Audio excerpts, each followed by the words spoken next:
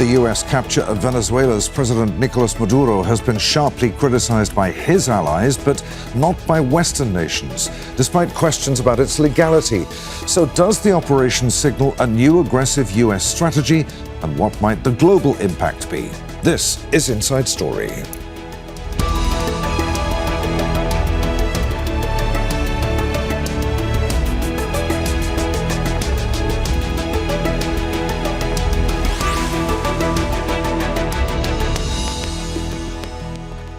Hello, welcome to the program. I'm Adrian Finighan. Venezuela's President Nicolas Maduro is being held at a US detention center in New York less than a day after being snatched in Caracas by US special forces. The lightning operation came hot on the heels of the new US national security strategy unveiled only a few weeks ago. The document once again setting out plans for US domination of the Western Hemisphere. Venezuela faces an uncertain future, but there'll be anxiety too among others, friends and foe, on what's next in their relations with Washington. So, is the capture of Maduro an isolated operation or a signal of more US intervention to come? What's next for Cuba, Greenland, and others that might be in Trump's sights? We'll discuss all this with our guests shortly, but first a report from Paul Ging.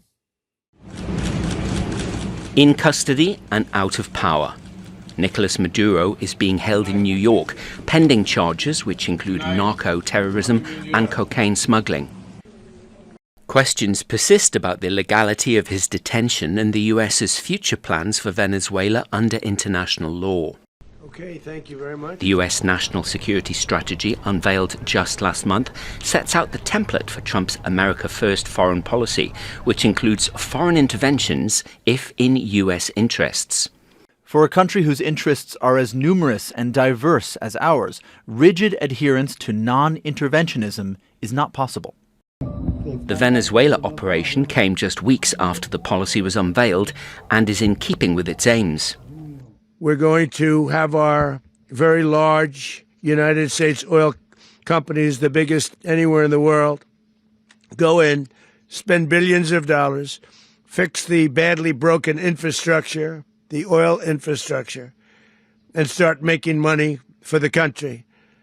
And we are ready to stage a second and much larger attack if we need to do so. So we were prepared to do a second wave. Thank you very much. But there's strong criticism from some legal experts about what Trump said and the wider implications of the US attack on Venezuela. It's an utterly bizarre statement to make. First of all, it seems to be totally infeasible. But second of all, it's incredibly illegal. I mean, what purchase do we have on Putin's invasion of Ukraine and attempt to take over that country? Early international reaction was varied. Cuba's president demanded urgent reaction from the international community against what he called the criminal US attack on Venezuela. Despite condemnation from the French foreign minister, the EU's reaction was generally more muted. European Commission President Ursula von der Leyen said only that she was following the situation very closely and that the EU supported a peaceful and democratic transition. Stronger words came from Venezuela's traditional backers, with the Russian Foreign Ministry condemning it as deeply concerning and unfounded. China's Foreign Ministry proclaimed deep shock and urged the US to abide by international law and the UN Charter. In Venezuela's own region, criticism was led by Brazil and Mexico, while Argentina's leader and Trump's ally, Javier Milei, expressed strong support. Trump's already expressed the desire that Greenland and even Canada become part of the United States. During Saturday's news conference, the US Secretary of State hinted that Cuba's leaders should be worried. One of the biggest problems that Venezuelans have is they have to declare independence from Cuba. They tried to basically colonize it from a security standpoint. So, yeah, look, if I lived in Havana and I was in the government, I'd be concerned, at least. Only a few days into the new year, and some may be feeling it's already a new era in international relations under new rules. Paul Ging, Al Jazeera, for Inside Story. Let's bring in our guests. From Atlanta, Georgia, we're joined by Charles Shapiro, a former US ambassador to Venezuela under President George W. Bush. From Birmingham in the UK, we're joined by Stefan Wolff, Professor of International Security at the University of Birmingham. And from Washington, D.C., we're joined by Ernesto Castaneda, Director of the Center for Latin American and Latino Studies at the American University. Gentlemen, a warm welcome to you all. Ambassador Shapiro, let's start with you. The US has captured a sitting foreign president. Let's take a moment to let that sink in. For Trump supporters, shows decisive leadership. For his critics, it's dangerous overreach. Which is it? Was it lawful under US and international law? Was Congress bypassed? Does that matter if it was? Well, good morning. I'll let the lawyers sort that out, and the international lawyers deal with all those issues. I'd rather deal with the politics of it. Nicolas Maduro was an illegitimate president. There was a presidential election in Venezuela in July of 2024. Maduro lost the election and then stole it and didn't bother to hide the steal. Now, does that give the United States the right to invade the country and grab the guy? That's something that I'm going to let academics write their books about. But it has really serious implications. If you read the indictment that the Southern District of New York issued against Nicolas Maduro and Celia Flores, his wife, you could probably use that same indictment against any prime minister or president in the world of any country where there's drug trafficking going on inside the country.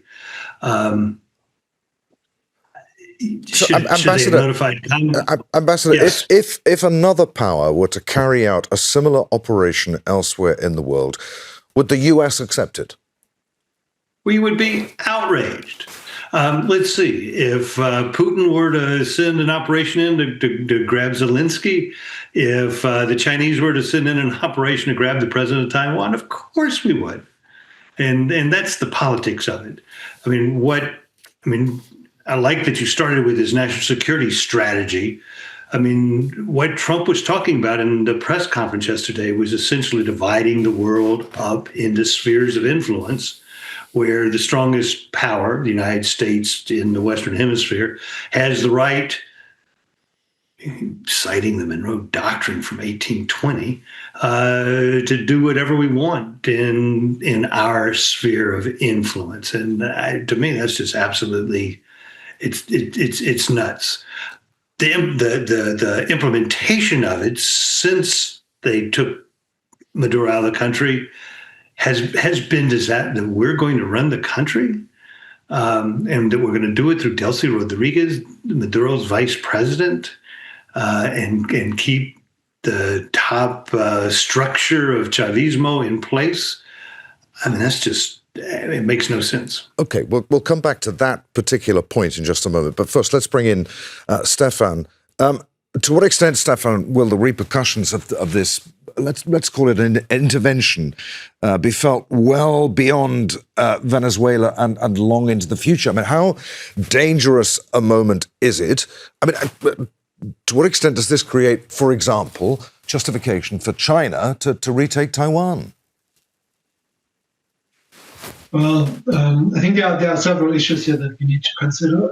First of all, none of this really is that much of a surprise. If anybody who has followed really Trump's foreign policy during since the beginning of his second term almost a year ago, he is who he is and what he is, and he tends to make these snap decisions. Obviously, this was based on very meticulous military planning. But it's always been in the cards. And as the former ambassador just said, it makes no sense on a number of grounds, but it happened. And so I think from that perspective, we need to be very clear that this will have ripple effects far beyond Venezuela. We have seen in the very muted reactions from Europe, for example, that the once staunchest defenders of a rules-based international order have gone very quiet. They all talk about how illegitimate Maduro was. the German Chancellor has now said, well, it's a complex legal situation. I don't really see what's complex about this and why Germany now needs time to assess it. And the only conclusion that can be drawn from that is that even the Europeans have now given up on the international order and very much prioritized their own relationship with the United States. And I think if we look at some of the other implications, I mean, think Greenland.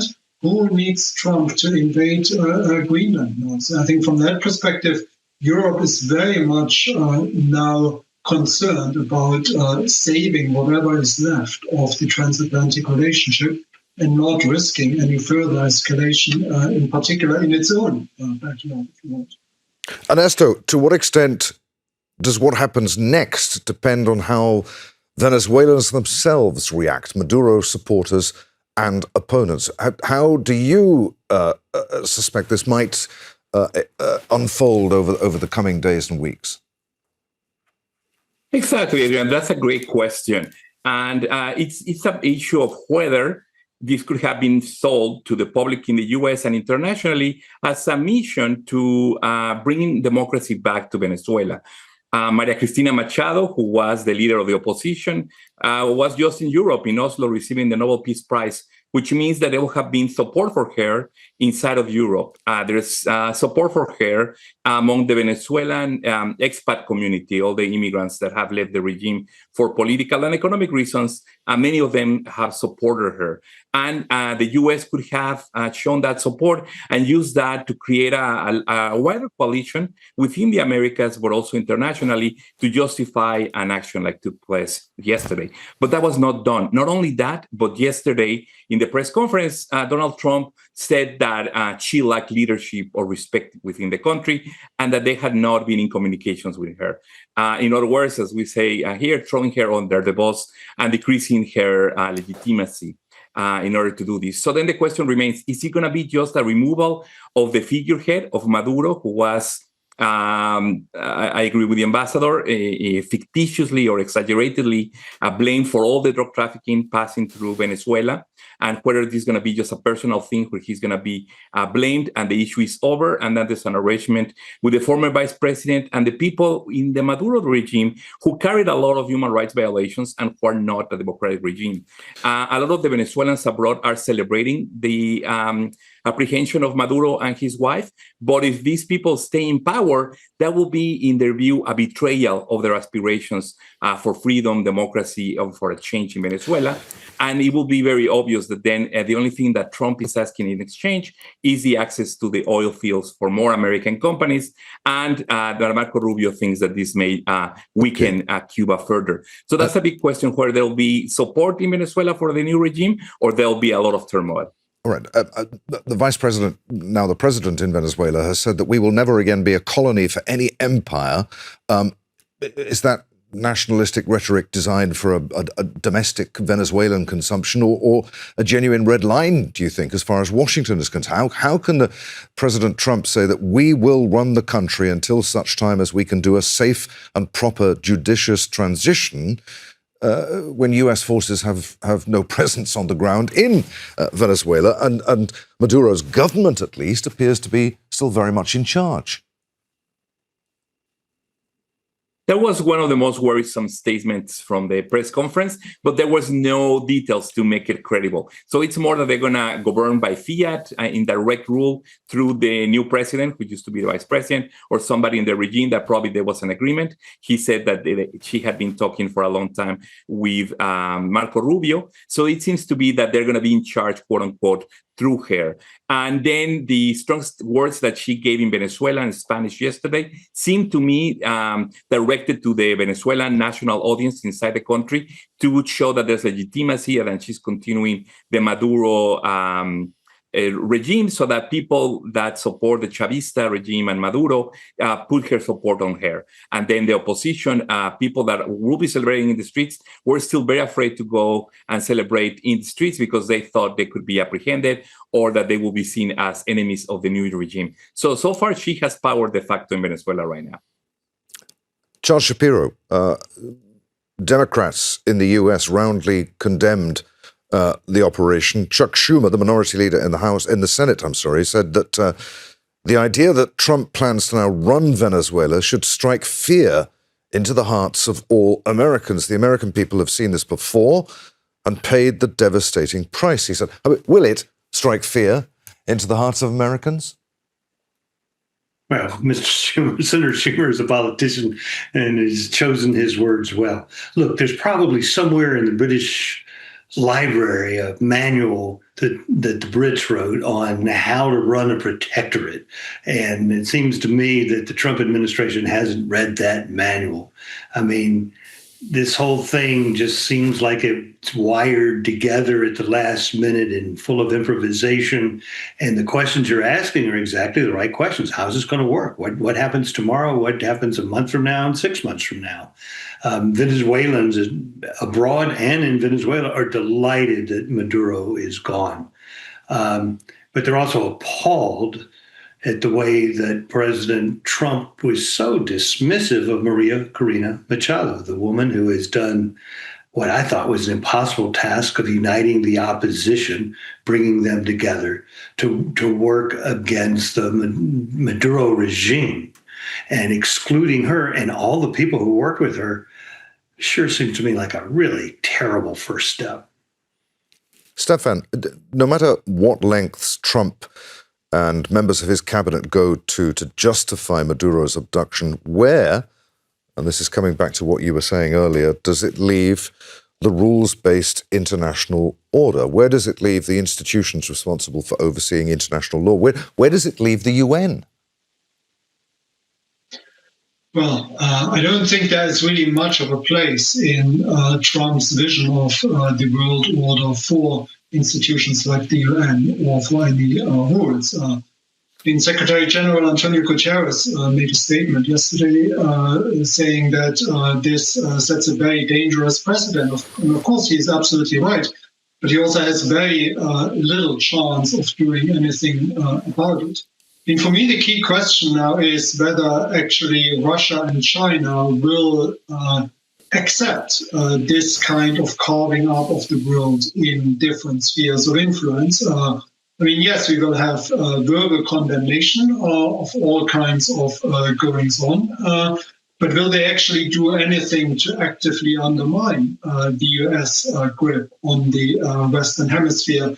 So very strongly expressed yesterday by both President Trump and his Defense Secretary Pete Hegseth, who both basically said that this action in Venezuela is a very clear expression of the US willingness and ability to assert absolute dominance in the Western Hemisphere.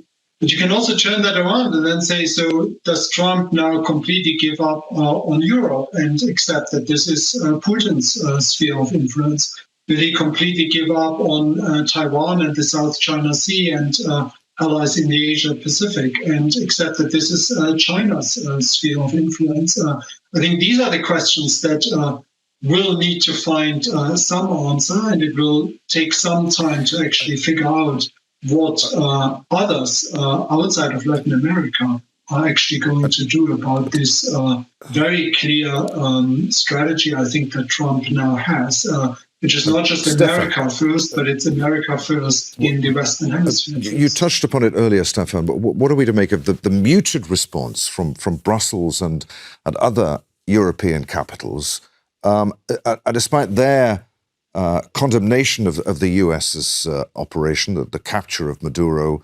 What might be the mood now in the corridors of power in Moscow, in Beijing? Well, it's hard to speculate about Beijing and Moscow, but I'm not exactly sure that they are particularly distraught, and certainly not as distraught as their statements or the statements from their foreign ministries would suggest. Clearly this is something that, certainly Putin, I think, has been dreaming of for some time, that finally somebody acknowledges that the world should really be run by the big beasts in the jungle. And obviously he includes Russia as one of them. So I think from his perspective, carving up the world into three spheres of influence, one for Russia, one for China, and one for the US, that's good news. And so I think in this sense, yes, Maduro was an ally allegedly of Putin's, but would not be the first time that Putin is actually very flexible in terms of who he does deals with and who he supports. So again, from this perspective, this is bad news for smaller states, for middle powers, but it is, I think, in the long run, good news for the big powers, that we will potentially go back to something that we had either in the 19th century or for parts of the 20th century, when simply spheres of influence are accepted. And with this acceptance also comes the idea of one great power not interfering into the sphere of influence of another great power. Ernesto, picking up again on something that Stefan was saying a little earlier on about what this might mean for Greenland, for the Panama Canal, might they be next? For Cuba, which of course, Cuba's economy deeply tied to Venezuelan oil and aid. What might leaders in Havana be feeling right now? Well, indeed, leaders in Havana are worried, and they've been worried for a while that this could happen and it will weaken their regime. Marco Rubio has been obsessed with Cuba, as his family having to leave Cuba, or representing people that had to leave Cuba when the arrival of Castro. Rubio's family actually left beforehand with the Baptista dictatorship. But in any case, this is, in Rubio's mind, part of a domino effect. If Venezuela falls, so would the leftist regimes in Cuba and in Nicaragua. Whether that happens or how soon that will happen is still up for grabs. But what is true is that Venezuela was giving large amounts of oil at a discounted price to Cuba, which helped a little bit the Cuba economy that is struggling because of the embargo and being cut off from the rest of the world economy. This was indeed an unilateral action by Trump. This is both bad news for Ukraine, that the U.S. is, through Trump, trying to distance itself and do little to support the claims of sovereignty of Ukraine. Something that in this new theory of the three spheres between Russia, China, and the U.S. has been floating around recently, it's, I think, problematic theoretically, because, first of all, even though there was a little bit of presence of Cuban agents in Venezuela, of a little bit of Russian meetings and verbal support, and maybe increasing Chinese influence in Latin America, but especially in Venezuela, there was nothing that China or Russia could really do in an invasion like the one that happened, so limited, just extracting Maduro. But even if it was a boots on the ground type of invasion, there's very little that China or Russia could have actually done. So that's, I think, a little bit exaggerated from the part of people in the State Department that are thinking in those ways. And it's not so much giving Russia Ukraine ownership or partial ownership, but also putting more responsibility on European actors for them to increase their budget for defense and for them to be the ones to push back against Russia, which again, it goes against the new order that we had since World War II. But I think that's Europe is a big actor that also has to, I think, being pushed by Trump to take more leadership in world order. And Ukraine is going to start for that. Ambassador Shapiro, Maduro is gone. Is Venezuela actually any better off today? Well, you'd have to ask Venezuelans that. They're celebrating, and they're celebrating around the world, and they would say yes. I mean, today is day one. The question is, what's going to happen in day 30 and in day 300? Getting rid of Maduro for the majority of Venezuelans is a step in the right direction. But the real issue is what comes next. And people are going to be anxious for the economy to improve, for it to improve overnight, for the delivery of government services to improve, for the ability to demonstrate without being arrested. I mean, they'd love to see political prisoners released from prison in Caracas. So yeah, I think things are better today compared to yesterday but wow, it's a long way from what people want to see. Okay. And it's managing that disappointment and expectations. It's going to be a real challenge. Stefan, would you agree with that? If this operation could be described as mission accomplished, I mean, what does success actually look like for Venezuelans? And who's responsible if conditions don't improve? If what we've seen stabilizes the country but bypasses democracy, what precedent does that set? But that's a terrible precedent, I think, and it follows a number of terrible precedents. It was really interesting yesterday, both during the press conference in Mar-a-Lago, but also some of the other pieces that had been published in the run-up to this. I mean, this very much sounds like the neocon strategy back more than 20 years ago. The idea that you get rid of Saddam Hussein in Iraq and suddenly democracy flourishes in the Middle East. I mean, where does this leave countries like Cuba, like Brazil, a lot of the smaller countries in Central and South America, which now really have to fear that Trump has not only created a very bad legal precedent or illegal precedent, if you want, but he also sort of has a taste now of what overwhelming American force actually can accomplish.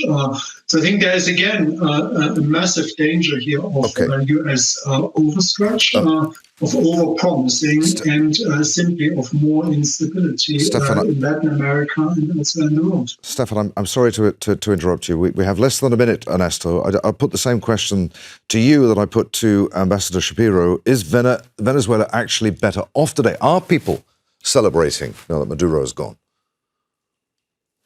People are celebrating indeed. They are really, really happy. They are very hopeful that return of democracy is near, freedom of the press in Venezuela. But it's too early to celebrate because the regime, the people very close to Maduro are still in power. So this could be a huge disillusionment for Venezuelans inside and abroad if nothing else changes. I think Trump could be happy with the status quo. There's not a declaration of war. The U.S. is not at war, so they cannot use the Alien Enemies Act or the Insurrection Act because we don't have a declared war. And they can celebrate that they remove Maduro, but the things are not materially better in Venezuela today. We're out of time. Gentlemen, many thanks indeed for being with us today. Charles Shapiro, Stefan Wolff, and Ernesto Castaneda. Thanks for watching. You can see the program again at any time by going to the website. That's at aljazeera.com. For further discussion, join us at our Facebook page at facebook.com/AJ Inside Story. And of course, you can always join the conversation on X. Our handle there at AJ Inside Story. From me, Adrian Finighan, and the team here in Doha. Bye for now.